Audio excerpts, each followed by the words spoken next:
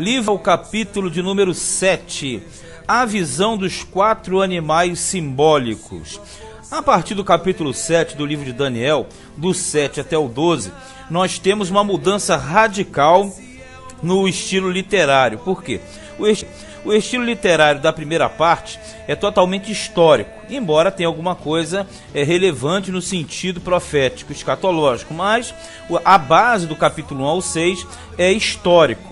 Já a base do capítulo 7 em diante, até o 12, é totalmente apocalíptico, simbólico e profético. Então, na verdade, tudo que nós vamos ler a partir do capítulo 7 não é claramente compreensível. Na verdade, tudo isso vai precisar de ter uma interpretação objetiva. E a visão dos 4 animais simbólicos justamente dá início a essa parte escatológica do livro. Verso 1 diz assim: no primeiro ano de Belsazar, rei de Babilônia, teve Daniel na sua cama um sonho e visões da sua cabeça. E escreveu logo o sonho e relatou a suma das coisas. Aqui nós temos um período que retrocede. Você percebeu que no capítulo 6 já estávamos no período da dominação dos medos persas, né? E já aqui retrocede e volta para a dominação dos babilônios.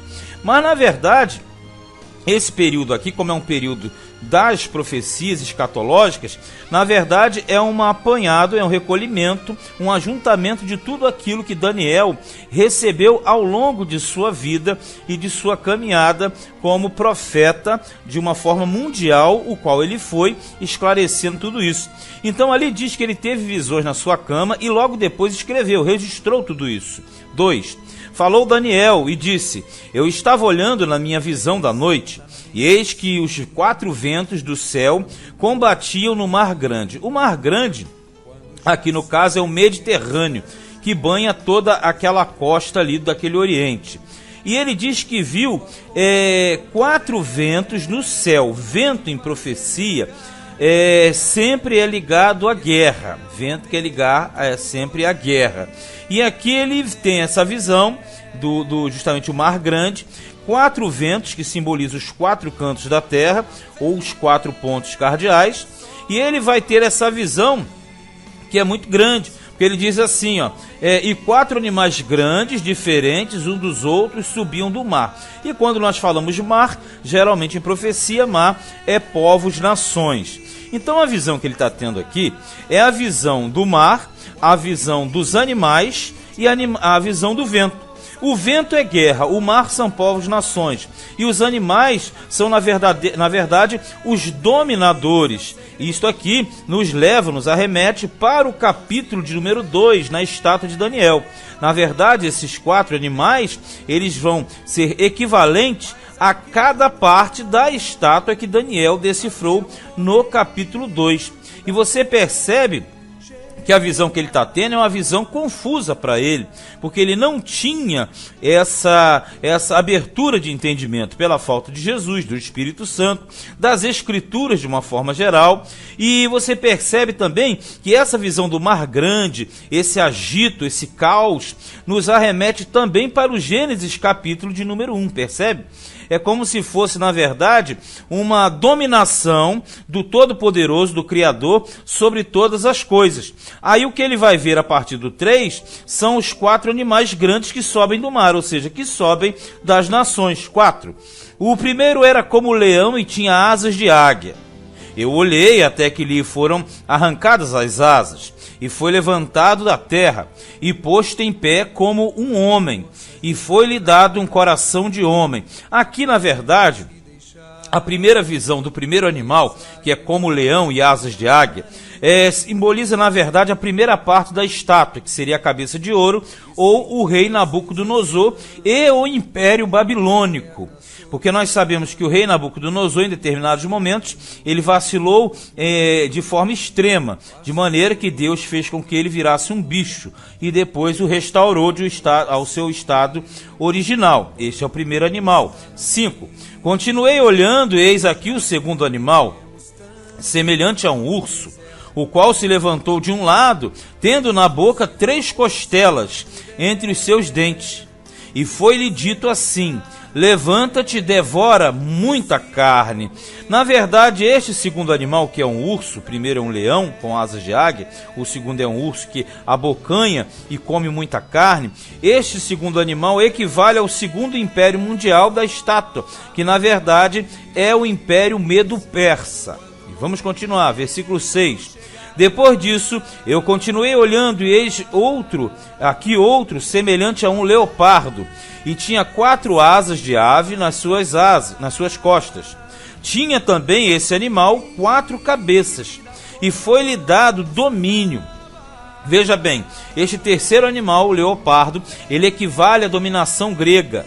E na verdade os gregos dominaram a início com Alexandre, e depois o reino foi dividido em 4 Alexandrias, o que equivale às 4 cabeças que você vê no finalzinho do versículo, e eles dominam durante todo o sistema. O aluno que estuda comigo, isso que nós estamos falando aqui, tem que ser acompanhado da história de Israel que nós já fizemos, e também do estudo dos impérios mundiais, para ficar bem mais claro. Se uma pessoa não tiver essa noção, aí fica perdido. Versículo 7. Depois disso, eu continuava olhando nas visões da noite, e eis aqui o 4º animal, terrível e espantoso e muito forte, o qual tinha dentes grandes de ferro. Ele devorava e fazia em pedaços, e pisava aos pés o que sobejava. Era diferente de todos os animais que apareceram antes dele, e tinha 10 pontas. Esse 4º animal, na verdade, ele aparece muito terrível e de uma forma que mete medo, digamos assim. Você percebe que esse 4º animal equivale ao 4º império mundial que tinha na estátua, que na verdade equivale ao ferro, lembra? Esse império é o Império Romano, que na verdade foi o império que sucedeu o Império Grego. E na verdade aqui fala de 10 pontas, porque inicialmente nós trabalhamos com 10 imperadores que foram chamados Césares.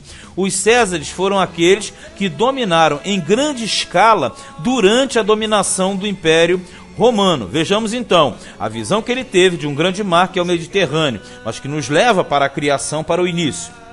Depois desse grande mar, ele vê os ventos do céu, que na verdade são 4 cantos, você percebe. 4 cantos equivalem a 4 animais, que equivale às 4 partes da estátua. Aí você vai entender que isso aqui fala de uma dominação mundial que será realizada, está sendo realizada no mundo, desde que o mundo é mundo. E na verdade esse 4º animal, ele é muito feroz. E o detalhe aqui no versículo 8 diz o seguinte, que vai ser uma ponta pequena desse 4º reino, ó. Estando eu considerando as pontas, quer dizer, pontas aqui no caso são chifres, e chifre na visão bíblica e profética, escatológica, significa poder. Sempre a ponta quer dizer poder, então quando você lê ponta, leia chifre. Diz que entre elas subiu outra ponta pequena, diante da qual 3 das pontas primeiras foram arrancadas. E eis que nessa ponta havia olhos, como olhos de homem, e uma boca que falava grandiosamente. Veja, desta ponta, que é um chifre, e ponta é poder. Ela automaticamente sobe diante da qual 3 das pontas primeiras foram arrancadas. Então vamos lá, aqui mostra o surgimento de um dominador, que na verdade ele tem olhos, diz aqui, como olhos de homem, mas ele não é homem, porque na verdade a avaliação direta para esse personagem aqui, ele vem a ser o anticristo, que é aquela parte que na estátua de Nabucodonosor vem a ser a parte que pega do calcanhar até os pés, misturando ferro com barro, ou seja, misturando a semente humana com uma semente espiritual, o que nós entendemos ser o império da besta, o império do anticristo. E aqui diz que ele tem uma boca e fala grandiosamente. Então vamos entender aqui a visão até esse momento que nós estamos acompanhando. Nós temos um grande mar, que são os povos-nações, nós temos os 4 ventos, que simbolizam guerras, e na verdade é a troca de impérios entre si. Nós temos os animais, que são os imperadores ou as dominações, e esses entre si têm divisões. Na verdade equivale aos 4 elementos da estátua, sendo que o 4º elemento, que é equivalente ao Império Romano, tem 10 pontas, e dessas 10 pontas sai uma pequena, e dessa pequena um que fala grandemente. Na verdade, nós entendemos ser o anticristo. Na verdade, isso aqui é um plano mundial através dos séculos. E no final da dominação dessa ponta pequena, que no caso é o anticristo, vai surgir a implantação de quê? Do milênio na terra. Veja no 9. Eu continuei olhando, até que foram postos uns tronos, e um ancião de dias se assentou. Veja, tronos aqui está falando do juízo das nações. Ancião de dias equivale a Deus nos céus, mas que na verdade equivale a Jesus na terra. E diz que ele se assentou sobre esse trono. A sua veste era branca como a neve, e o cabelo da sua cabeça como a limpa lã. Quer dizer, o branco que significa a pureza. Isso aqui nós veremos lá em Apocalipse capítulo 1 também. O seu trono chamas de fogo, e as rodas dele fogo ardente. Bem, quando fala que o trono chamas de fogo, porque nós sabemos que o Senhor é fogo, um fogo consumidor. Então tudo que tem a ver com o fogo tem a ver com a presença de Deus. E diz que ali também tinha rodas de fogo. E na verdade fogo ardente. Roda de fogo, você lembra dos querubins, né? Aqui de Ezequiel, lá de Ezequiel, que transportavam e transportam a glória de Deus. Então essa visão é uma visão do trono, que na verdade vem para estabelecer o milênio na terra. Olha no 10, ó. Um rio de fogo manava e saía de diante dele. Diante de quem? Do trono, que tem o Todo-Poderoso assentado em cima lá do trono, né? Milhares de milhares o serviam, e milhões de milhões estavam diante dele. Isso aqui é a corte celestial, são os anjos, os seres da primeira criação. Assentou-se o juízo e abriram-se os livros. Isso te leva para onde? Para o juízo final. Então vamos entender. Aqui fala de um grande plano mundial, através dos séculos, vários dominadores, sendo que esses domínios vão findar com o estabelecimento do milênio, que vão ser os 1000 anos, e depois do milênio, a instauração do grande juízo do trono branco. Por isso que abriram-se os livros. Se você acompanhar, você pode verificar lá em Apocalipse capítulo 20, versículo 12, que vai bater diretamente com essa leitura aqui. 11. Então estive olhando, por causa da voz das grandes palavras que provinha da ponta. A ponta, aí você retrocede, que é o império do anticristo na terra. Estive olhando até que o animal foi morto, e o seu corpo desfeito, e entregue para ser queimado pelo fogo. Veja, queimado pelo fogo, que aí é o fogo do juízo, o que na verdade é o lago de fogo. Porque nós entendemos que o anticristo será aniquilado pela volta de Cristo. Veja no 12. E quanto aos outros animais, foi-lhes tirado o domínio. Por que isso? Porque o domínio dos animais passará para o anticristo. Todavia foi-lhes dado prolongação de vida até certo espaço de tempo. Compreenda que os impérios acabam, mas na verdade o existir é necessário, porque no milênio ainda nascerão muitos elementos, muitas pessoas, milhões e milhões, que justamente ainda terão uma canalização ou para o fogo de Deus positivo do trono, ou para o fogo negativo, que é o juízo eterno, a condenação eterna. Então a leitura aqui, ela se torna fácil desde o momento que você entenda já a escatologia que nós fizemos, e você entenda também a questão das outras matérias referentes à história, porque aqui você tem fato profético escatológico, mas nós temos também muitas informações que são históricas, e sem a história de Israel e as dominações mundiais, a pessoa não entende nada. Então aqui diz que ele terá um período de prolongamento, de prolongação, para justamente viver. E eles vão viver, na verdade, no sistema milenial. Olha no 13. Eu estava olhando nas minhas visões da noite, e eis que vinha nas nuvens do céu um como o filho do homem, e dirigiu-se ao ancião de dias, e o fizeram chegar até ele. Por que isso aqui? Você percebe que a visão aqui é do céu e da terra. Aqui está falando da volta de Cristo, a parousia de Cristo. Jesus vem sobre as nuvens. Então aqui, quando nós temos essa visão da parousia, da volta de Cristo, na verdade, você vai ter essas passagens justamente lá em Apocalipse, capítulo 11, versículo 14, 13. Aqueles capítulos ali, você tem essas colocações aqui. Então nós aprendemos que Jesus voltará e ele vai se dirigir ao ancião dos dias. Mas você fala, mas o ancião de dias não é Jesus? E Jesus não é Deus? Com certeza. Só que essa visão aqui é para uma compreensão do plano de salvação, do plano de Jesus na terra. Porque quando você vê Jesus, ele vem sobre as nuvens como Filho de Deus.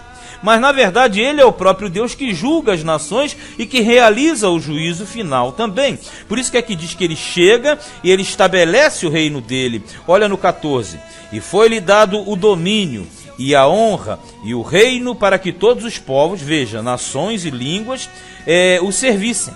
O seu domínio é um domínio eterno, que não passará, e o seu reino, o único que não será destruído. Por quê?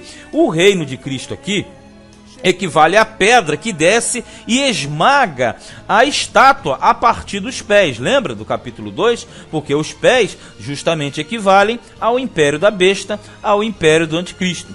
Então veja bem, aqui nós temos um plano que apresenta as dominações mundiais, a dominação do anticristo, o controle de Deus sobre tudo, que ele julga a todos, a volta de Cristo e o estabelecimento do milênio. Então é um plano que, se a pessoa não tiver uma consciência de milênio, de escatologia, fica difícil de entender, mas com a compreensão não fica tão difícil. Veja no 15: quanto a mim, Daniel, o meu espírito foi abatido dentro do corpo, e as visões da minha cabeça me espantavam. Por quê? Daniel está recebendo muitas revelações que ele não tem como decifrar, então ele fica totalmente perturbado. 16: cheguei-me a um dos que estavam perto e pedi-lhe a verdade acerca de tudo isso.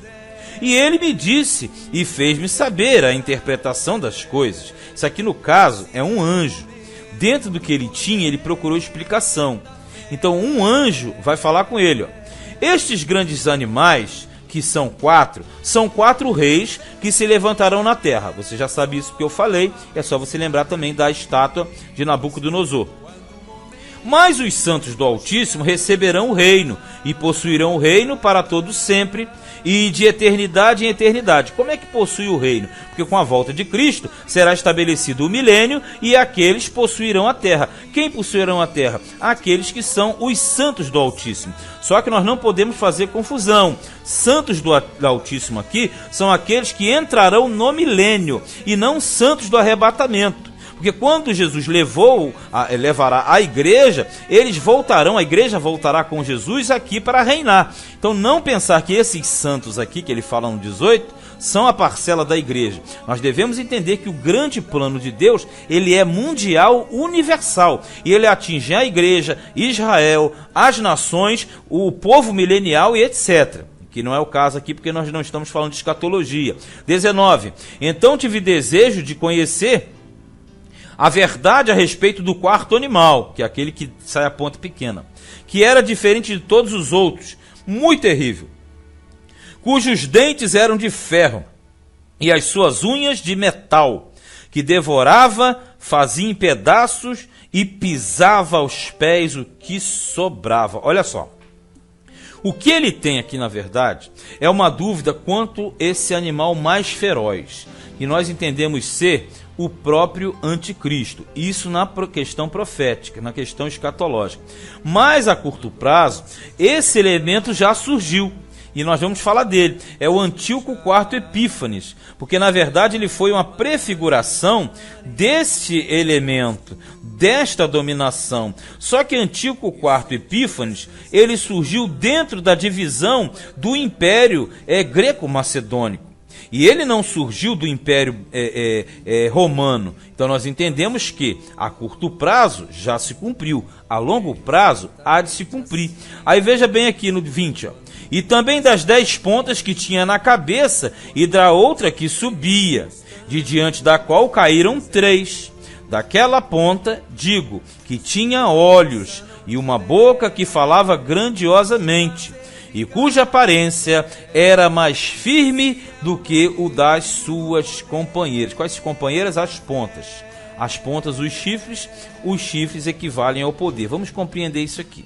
Daniel está perturbado com esse animal feroz, que é a ponta pequena, que é o chifre, mas que tem muito poder, muita força, e peleja contra os santos do Altíssimo, que diz no 21, ó, eu olhava, e eis que essa ponta fazia a guerra contra os santos e os vencia. Como é que funciona isso aqui? Essa ponta pequena, nós entendemos, vem a ser o anticristo. Durante o período da grande tribulação, ele vai perseguir a semente do Senhor na terra.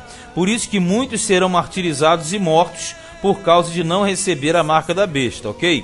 Mas isso é uma questão futura. Se nós retrocedermos no tempo, entre 175 a 164 a.C. aproximadamente, nós tivemos a dominação dos Seleucidas sobre a região da Palestina.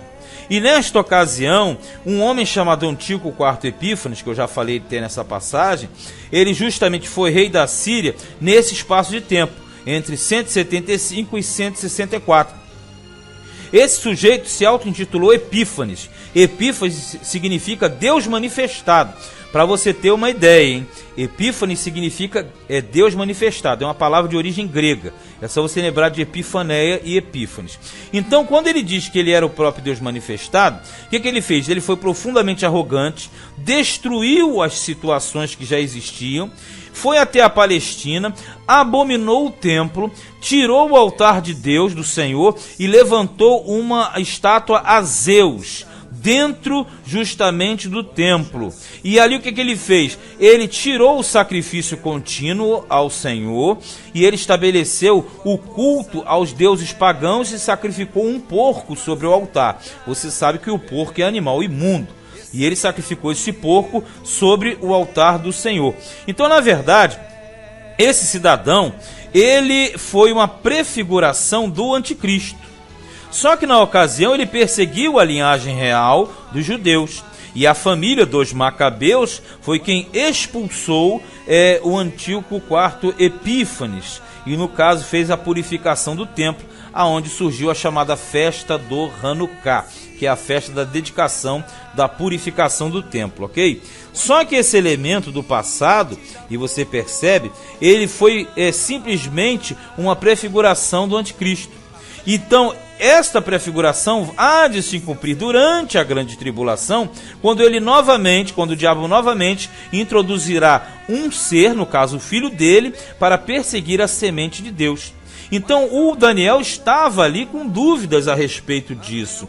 Aí diz aqui no versículo 25, e proferirá palavras contra o Altíssimo e destruirá os santos do Altíssimo. Veja, Antíoco Epífanes já fez isso. O anticristo fará também.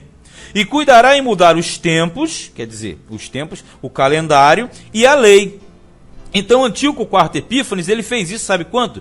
Entre 168 e 165, essas mudanças aconteceram. Mexeram no calendário, mexeram nas datas festivas, ele tirou o sacrifício contínuo. Então, quando nós pegamos essa passagem aqui, nós entendemos justamente o que? Ela é uma prefiguração direta do anticristo. Porque o anticristo já fez isso através do sistema romano, porque muitas pessoas não entendem isso. Veja bem o que eu vou falar aqui. Quando você trabalha no sentido dos reis, você vê aqui que são 10 pontas, ou 10 reis. E na verdade diz que essa ponta pequena vai ser diferente, e vai ser diferente dos primeiros, e abaterá a 3 reis. Olha onde a gente vai chegar, isso aqui vai muito longe, hein? É uma análise profunda. Nós temos o Império Romano, só que o Império Romano acabou. Quando o Império Romano acabou, a Igreja Romana tomou esse poder do Império Romano e passou a reinar e governar sobre os reis da terra, ok? Automaticamente a Igreja Romana vai passar essa autoridade, que é geral, para o anticristo. Então você percebe que essa ponta pequena, para ela subir, ela bate 3 reis. Só que esses 3 reis, na verdade, a princípio não são 3 dominadores claros, mas seria, na verdade, o período em que a meretriz, que é a prostituta, no caso, né, a igreja prostituta, ela barganhou e tomou as vezes da Trindade. Por isso que o 3, a princípio, seria uma prefiguração do período da dominação romana, digo, da igreja, até entregar esse poder ao anticristo, que vai abater automaticamente o sistema romano. E você só pega isso lá no livro do Apocalipse, tem que ler o 17 e o 18 para você ter uma noção, porque o negócio aqui é meio profundo. Agora veja o que eu vou falar. Esse é um sentido. O outro sentido é que, com uma nova ordem mundial, e mais cedo ou mais tarde vai acontecer, nós teremos uma redistribuição da terra, uma nova redistribuição da terra. E assim como foi o último império, que foi o romano, nós a princípio teremos uma nova forma de governo mundial, e dessa forma de governo sairá esta ponta pequena. Como em Apocalipse nós trabalhamos com 2 Babilônias, uma do 17 e uma 18, então você vai entender que aqui reúne um poder político, e um poder espiritual também. Mas a igreja romana já mexeu aonde? Nos tempos e na lei. Por quê? Mudou os dias sagrados, mudou o sábado para domingo, mudou o calendário, que era o calendário judeu, entrou o calendário gregoriano, mexeu na lei, mexeu na palavra, mexeu na escritura, colocou cultos e adoração. Só que aqui diz que é necessário que isso aconteça. E eles serão entregues nas suas mãos, quem? Os santos de Deus, por um tempo e metade de um tempo, o que praticamente equivale ao período simbólico da grande tribulação. Porque nós sabemos que a grande tribulação, ela trabalha em cima de dois períodos, período 1 e período 2, então é tempo e metade de tempo. Mas o antigo quarto Epífanes já realizou essas mudanças, a igreja romana também realizou e o anticristo em grande escala também o fará. 26. Mas o juízo estabelecer-se-á, e eles tirarão o seu domínio para o destruir e para o desfazer até o fim. E o reino e o domínio e a majestade dos reinos debaixo do céu, de todo o céu, serão dados ao povo dos santos do Altíssimo. Aí é milênio, que Jesus volta, aniquila o anticristo, estabelece o milênio. O seu reino será um reino eterno, porque o reino do Cristo na terra entra adentro as moradas celestiais, com a Nova Jerusalém. E todos os domínios o servirão e lhe obedecerão, porque durante o milênio será uma ditadura teocrática. Então ninguém terá como fugir do domínio de Cristo, que equivale aqui a Apocalipse 19, 28. Aqui findou a visão. Quanto a mim, Daniel, os meus pensamentos muito me espantavam, e mudou-se em mim o meu semblante. Mas guardei essas coisas no meu coração. Qual é o motivo da perturbação de Daniel? Muitas informações sem praticamente nenhuma compreensão. Por que isso? Porque nós hoje conseguimos entender tudo, porque nós temos esse livro de Daniel, mas temos os outros, e principalmente o Apocalipse. Então, na verdade, o próprio Daniel não tinha como chegar a 100% do que isso significava, porque a história ela vai se revelando à medida que o tempo vai passando, e as profecias vão se cumprindo à medida que essa história e esse tempo vai se desenvolvendo. Mas você percebeu que esse capítulo aqui, que aparentemente é pequeno, quase 30 minutos, muitas informações, mas muitas outras informações nós falaremos nos próximos capítulos, porque na verdade o assunto não para não. O capítulo 7, 8, 9, 10, 11, 12, na verdade todos eles estão numa mesma linha, todos eles são escatológicos. Este foi o livro de Daniel, capítulo de número 7.